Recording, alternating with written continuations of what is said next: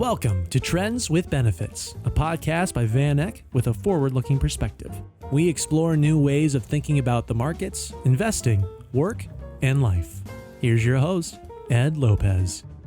Welcome to another episode of Trends with Benefits. I am Ed Lopez, and joining me today is Joe Foster, geologist, gold strategist, and award-winning portfolio manager at VanEck. Joe, you also have the great honor of being a guest a second time on Trends with Benefits, and I appreciate your time again. Oh, it's great to be with you again, Ed. So today, we talked a lot about your background last time, but today we're going to get right into it and talk about gold and gold miners. A lot's been happening in the market, but I was reading your latest post and something stood out to me, and it was just really kind of the size of the overall gold market at 12.9 trillion, say, relative to the 100 trillion in terms of the global stock, bond, and currency market. Still a pretty small market relative to everything else that's out there. But I'm also struck by how crazy people get about gold. Why is it, do you think, that people are just so interested in, and I'm going to say it again, crazy about gold? It seems like no matter what the markets are doing, people always like to talk about gold, whether it's up or down, or they love it or they hate it, or it's always a topic of interest. It's so much a part of human culture.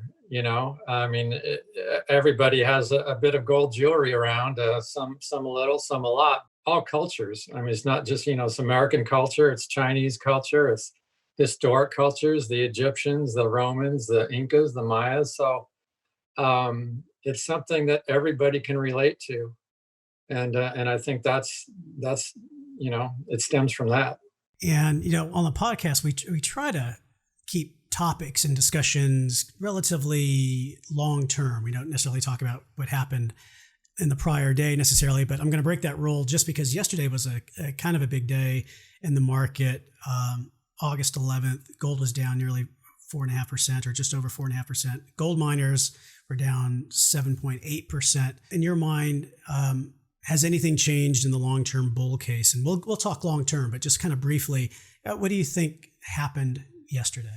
We had a sell-off that was probably long overdue. The market, this market has been very strong. It's been really impressive to see gold move. It started last year when it broke through the 1365 level without hesitating. It blew through that level. It blew through 1400. We thought we would see some resistance as we approached the all-time high of $1,921 an ounce. It blew through that level, and we thought there would be a resistance at 2,000, but there wasn't.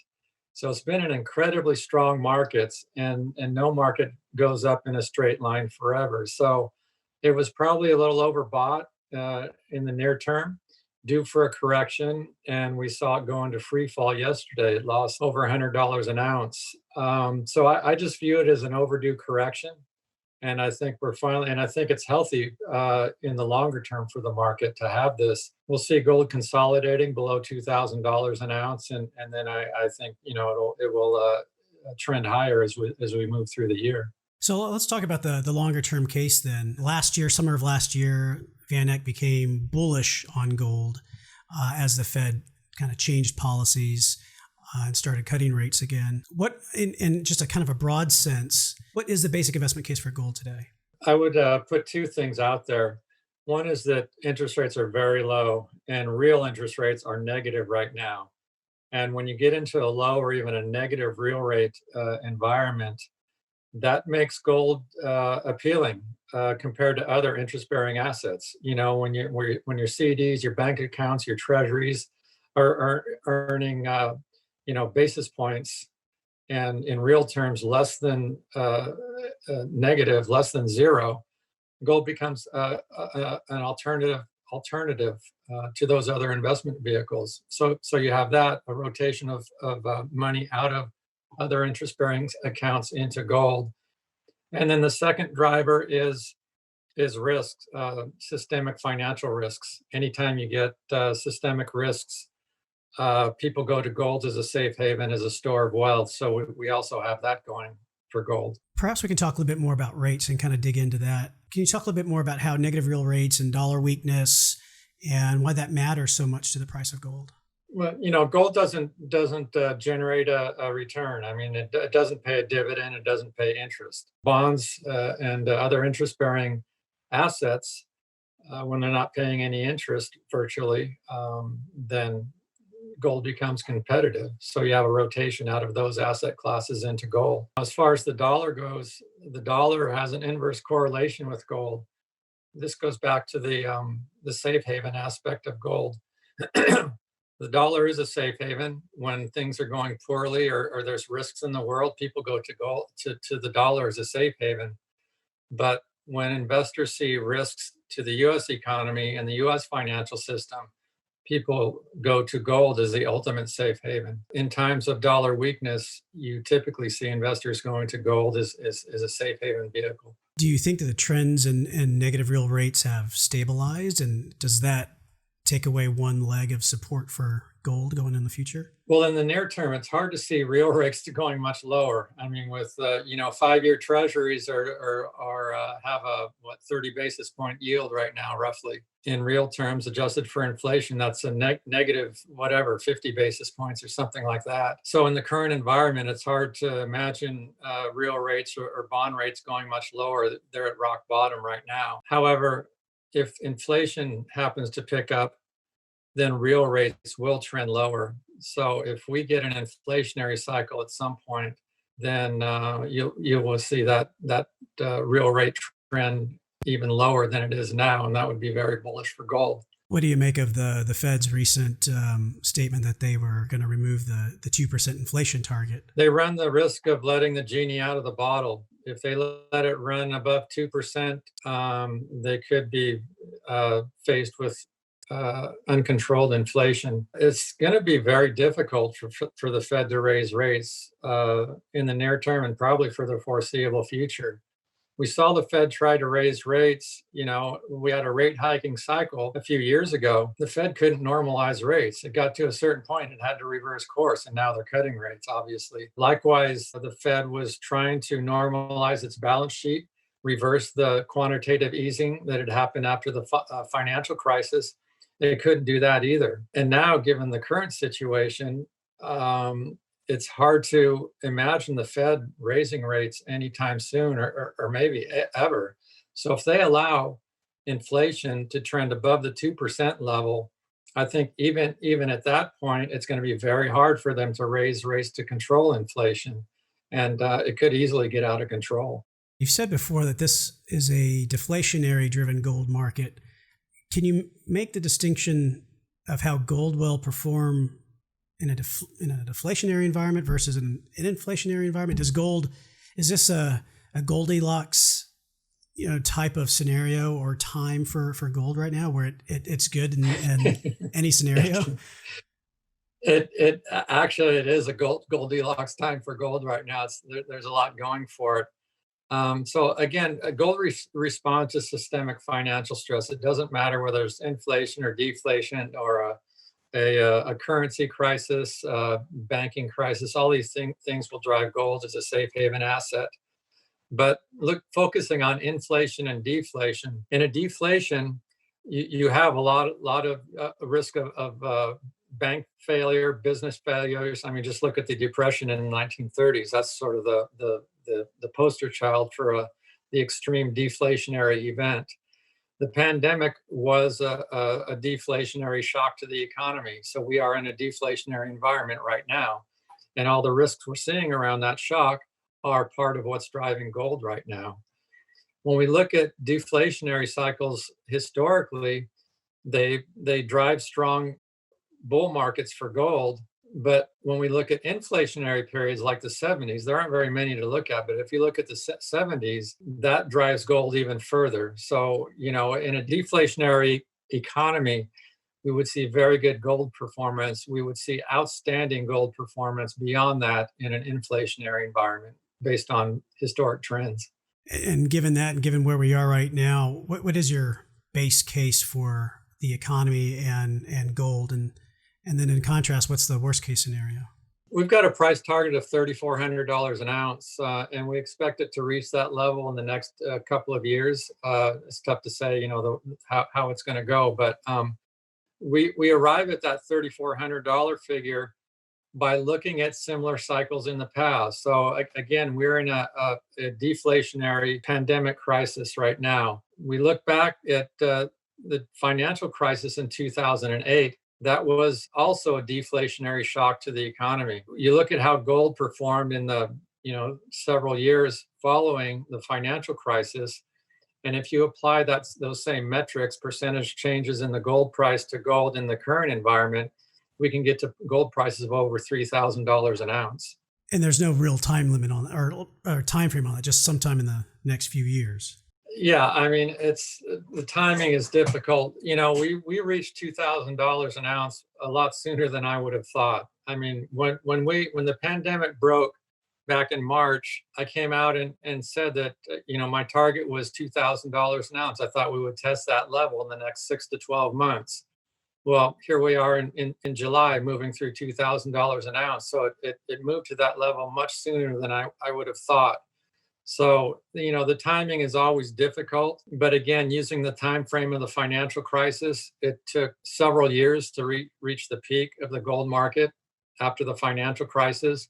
So I would imagine it will take several years following the pandemic crisis to reach the peak. Now, once we reach that peak, again, we'll have to look at what's going on in the market and see if gold moves further from there. If this deflationary event morphs into an inflationary cycle, then I think our $3,400 price outlook will look very conservative.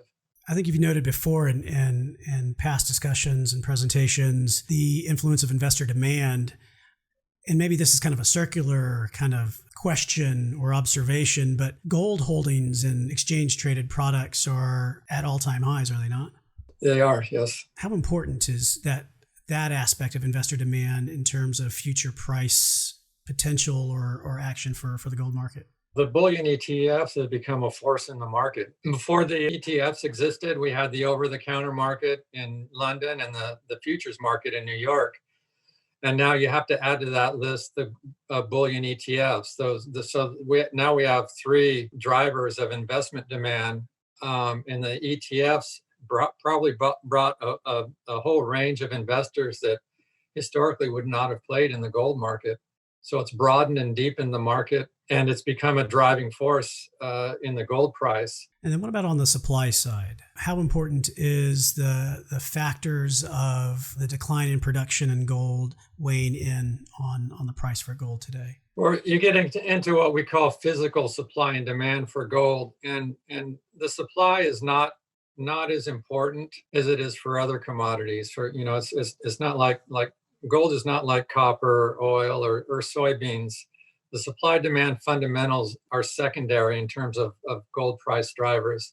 Primary drivers are investment demand, and that's the demand you see in the ETFs, in the over-the-counter market. Gold production has been topping out. I think we may have reached peak gold. There haven't been many discoveries made in the last 10 years. And there's just not as much gold being developed coming through the gold pipeline, so to speak. So because of that, we're seeing gold production starting to stagnate. With the higher prices, that makes lower quality deposits economic. And so we will see some of these low quality projects being developed and come into the production pipeline.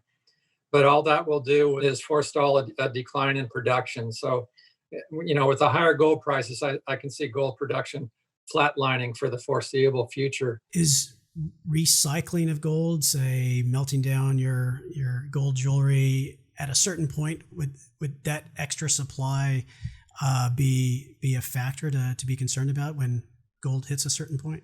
I think it's something to be concerned about right now. I mean, it's too soon.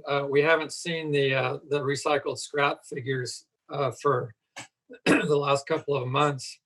That there's a lag in that when that data comes out. But I would expect to see very high levels of recycled scrap coming into the market. And I think that's going back to the $100 drop in prices that we had this week, we may be seeing more volatility because of the lack of physical demand and the added supply from scrap. Physical demand has been very weak in China and India, extremely weak this year.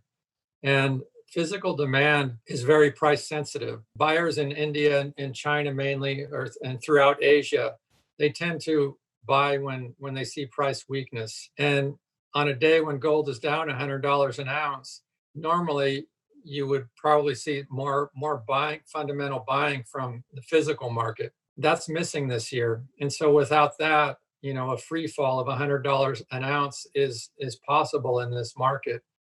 Likewise, with more recycled scrap at these high gold prices, that's another source of supply. So all of this might lead to more volatility in the market and maybe less price support when on days or corrections when the gold price is weak.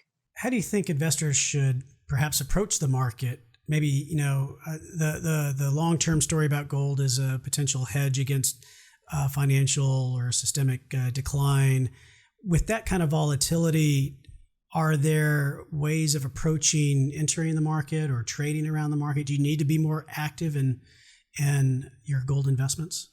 I mean, I've always approached it. I mean, if you're going to be in the gold market, if you want the benefits of the diversification and the safe haven benefits of gold, you have to accept that there's going to be some volatility. I mean, there's just, it's a flat fact of investing in these markets. And if you're going to invest in gold stocks, even more so, you have to take a long-term view. You don't look at it on a day-to-day basis. You look at, you look at it on a weekly or monthly basis, and make your decisions based on that. When the fundamentals are right, gold will go where the fundamentals, are telling it to go, so to speak.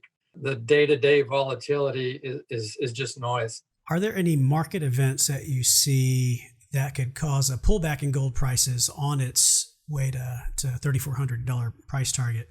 Yeah, I mean, I think, one of the reasons for the sell-off the other day, the $100 sell-off, was that Russia announced the development of a vaccine. That's a risk. I mean, if we get Western countries announcing a vaccine that's effective and can be distributed to hundreds of millions of people, once that gets out, there's going to be a lot of euphoria around that, and you could see a correction in the gold market at that point. But that doesn't alter the longer term fundamentals for gold. You still have negative rates. You still have trillions in debt. Yeah, the debt's there. The negative real rates are there. The economy, we have social issues. We have geopolitical issues. The economy is struggling. There's lots of problems that a vaccine might not fix. And so let's transition to the miners. You run a strategy that invests in miners largely. What's the most compelling reason to consider gold miners today? I'll give you two reasons. The number one compelling reason is a rising gold price. Okay, so that's always, so I guess that's obvious. But once you're okay with that, then looking at the miners, it's just a fantastic business. I've been in this business for a long time. I worked in mining before I came to VanEck. Between working in the industry and investing in this industry, I've never seen the gold miners as healthy as they are today. Very well-run businesses. They've got their costs under control. Their margins are expanding. Their balance sheets are in very good shape. I would say by the end of this year, with the cash flow that these companies are generating, I would say their balance sheets will be pristine by the end of this year. They're paying dividends. They're increasing their dividends. So you've got a really solid business model going with these gold companies in a rising gold price environment. So they are firing on all cylinders right now. And in past cycles, that wasn't necessarily the case. Maybe they made bad decisions in terms of M&A or... Well, it was the case early in the cycle. Typically, in these secular bull markets, they're long markets. They can last for up to a decade. And early in the cycle, companies come out lean and mean. But as the gold price rises and the cycle matures, you get their costs start rising.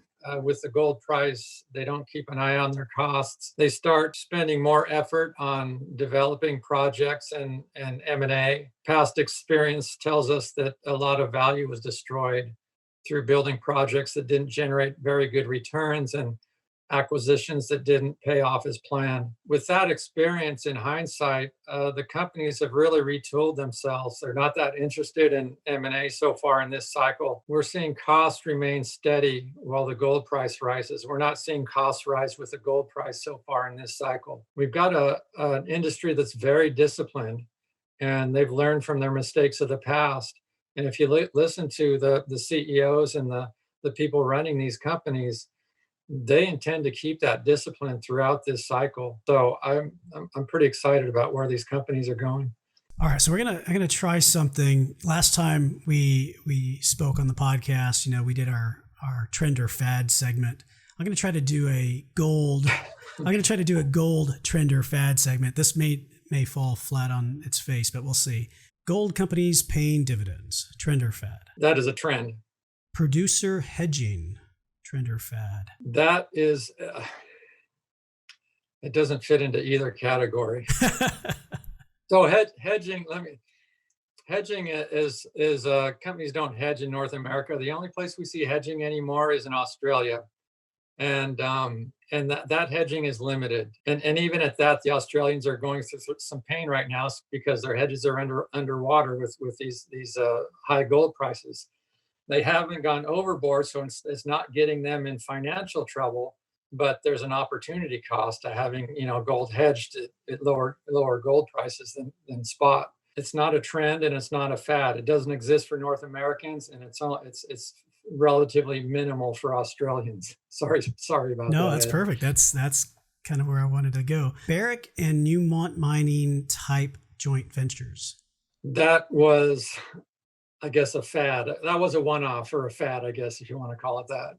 What would be in the gold space one long-term trend that you see playing out in the gold space over the next year or several years? I think we're going to see a steady movement, a steady trend of investors coming into gold. I mean, I've been talking to a lot of investors lately, as you can imagine. A lot of them are interested in gold, and a lot of them don't own it. Or gold. When I say gold, I mean gold stocks as well. People are looking at the range of options within the gold space. And I think there will be a steady trend of investors seeing gold more favorably and moving into gold as a critical allocation to their portfolios. Given all your discussions with different investors, is there a question that I haven't asked or that you found interesting and others might find interesting that you've received from investors? Oh, I don't know. A lot of people want to know how to play gold versus gold stocks. I mean, there's a lot of how do you look at that, and how do you manage that? And my response is always, it's always good to diversify. So to have gold and gold stocks in your portfolio makes gold stocks are leveraged to gold. They're very highly correlated, but there are times when gold outperforms gold stocks, especially when companies are poorly managed. So, my advice is to be diversified within the sector. However, if you have a strong outlook for gold, as we do now, then you probably want to be overweight in the miners because they'll give you better performance in a strong market. Joe, again, thank you for your time. Appreciate you coming on the show again a second time. My pleasure, Ed. Always good to be here. We'll make it a third, I hope. Yeah. And thanks for tuning in to another gold edition of Trends with Benefits.